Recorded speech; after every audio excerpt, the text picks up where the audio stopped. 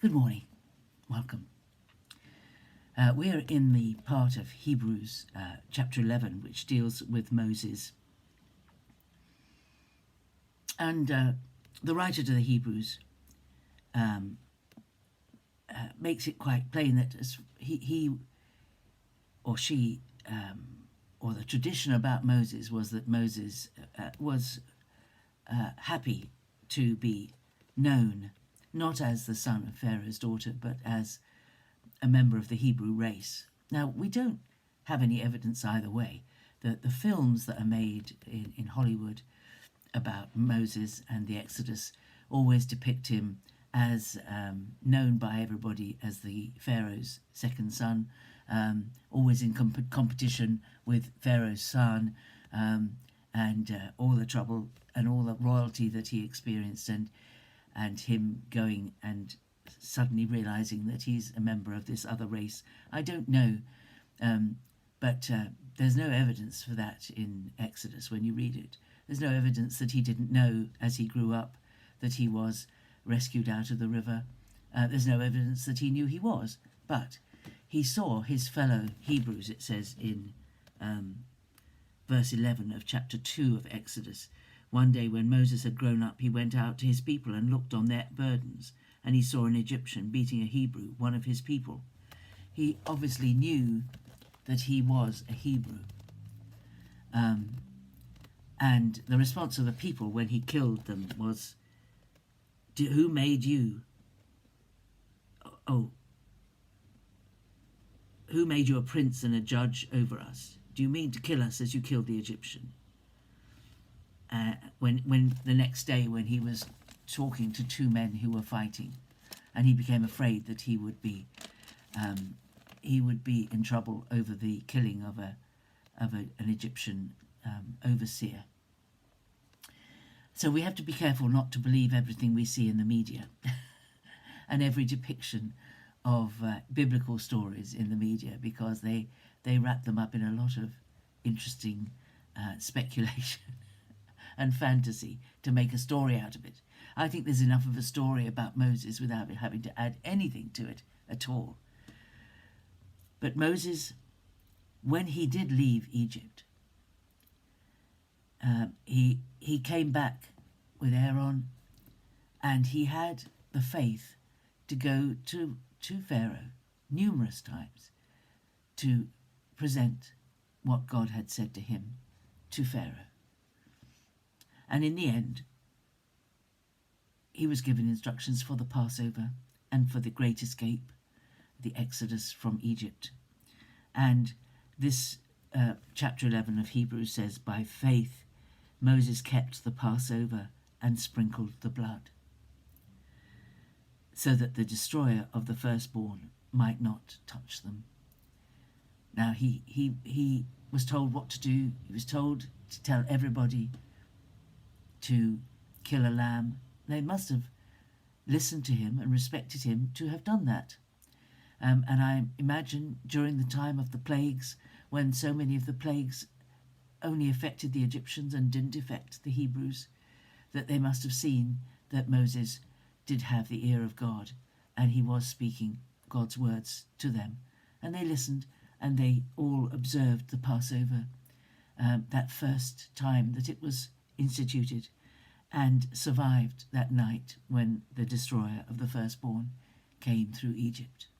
And that was by faith. It was a great act of faith. If you haven't read the story of the Passover for a long time, it's in Exodus chapter 12. It is a very detailed chapter of the things that they were to do. And of course, the Passover became the great celebration feast of the Hebrews. Something that actually by the time they got into the period of the kings, they forgot to do. And there are times that when the Passover ritual was revived by a good king, when the books of the law were found and read, and they realized they should be doing it. But it was their equivalent, and is their equivalent, of our communion service. The way that they remember the great acts of God is through a feast and a celebration just as remembering the greatest act of God ever is our privilege when we celebrate communion. And just like the Passover, in the Passover, there would be a child who would say, "Why are we doing this?" The youngest, usually the youngest boy at the table, will say, "Why are we doing this?" And then the head of the table, the patriarch, the father figure, would explain what happened when the first Passover happened. And that they were remembering the mercies of God, remembering the bitterness of the period in Egypt. And when we take communion, we remember what we've been saved from. We remember how great a sacrifice was made so that we could be redeemed. And we celebrate it as we take the bread and the wine. And these two things are marvelous because they show us how greatly God understands us. He understands us so well that he knows it's important that we have ways of remembering the significant events of our lives. Some people keep journals, and when you read back and you see and you remember what you did and what happened, it really blesses you. It's very difficult to remember all the things that have happened in our lives. The longer we go on living, the harder it is to remember some of the things that happened to us. But the most important thing that has ever happened to any of us is Jesus dying for us. And having a means of regularly remembering that is very important. And that's why communion is so important. And why it is, just like the Passover meal was fairly simple. There were certain things you did and certain things you ate in remembrance. And so it was with the institution of the Lord's Supper for us. A simple act of taking the wine from the table, taking the bread that was on the table, and using them as symbols of the body and blood of Jesus. Because it was with the blood of the Lamb that was daubed round the doorposts and on the lintel of every house. It was the blood, seeing the blood, that saved them. And in a sense, it is seeing the blood of Jesus that we hold up in a glass to God, that reminds the angels and all the principalities of heaven that we are redeemed by the most precious substance on this earth, and that is the blood of Jesus. So the Passover was kept by faith. And here in Hebrews we have the mention of the sprinkled blood. And that is, we are sprinkled with the blood of Jesus.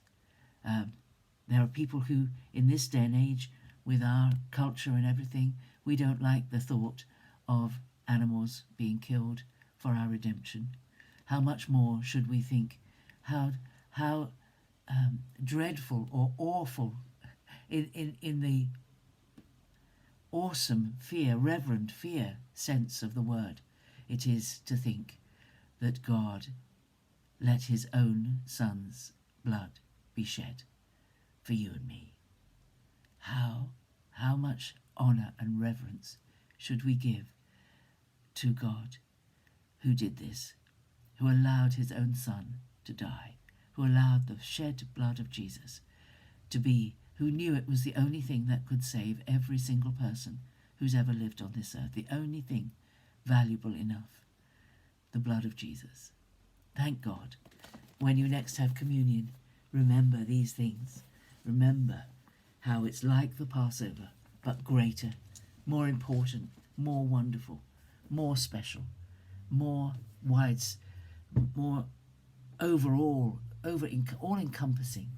I'm out of words today when I think about the blood of Jesus. So that's my thought for the day. I'm running over time. God bless you. See you tomorrow.